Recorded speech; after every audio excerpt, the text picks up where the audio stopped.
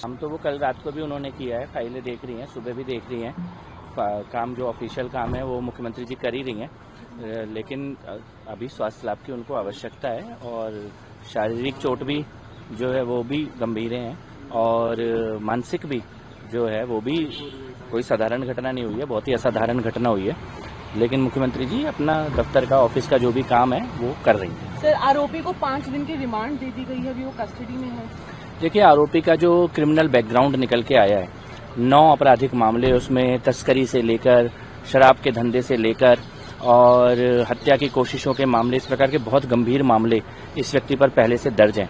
और यहाँ पर भी वो जिस तरह से आया वो बहुत ही पेशेवर अपराधियों के तरीके से पहले मोबाइल में रिकॉर्डिंग करी है, घर में गया है और घर में जाके लोगों से बातचीत करी है।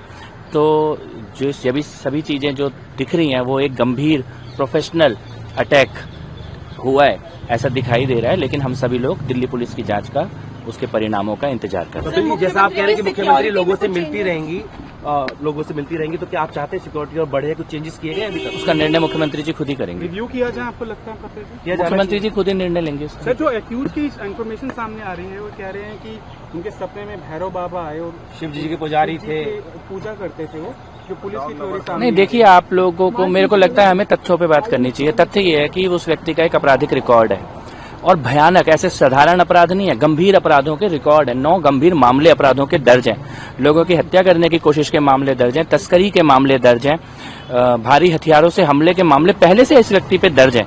तो मुझे लगता है हमें तथ्यों पर ही बात करनी चाहिए। और जिस तरह से वो आया है, जो उसने रेकी करी है, मोबाइल से रिकॉर्ड की है, उसकी सबकी सीसीटीवी फुटेज हम सबके पास है। तो मुझे लगता है कि ये दिखा रहा है कि प्रोफेशनल अटैकर था, प्लान करके हमला करना जानता था। और पुलिस के सामने भी और यहाँ से जाते हुए भी जो उसका व्यवहार है वो बहुत इस तरह का नहीं था कि कोई साधारण व्यक्ति हो, वो ऐसा ही था जैसे प्रोफेशनल क्रिमिनल जिस तरह का व्यवहार करते हैं।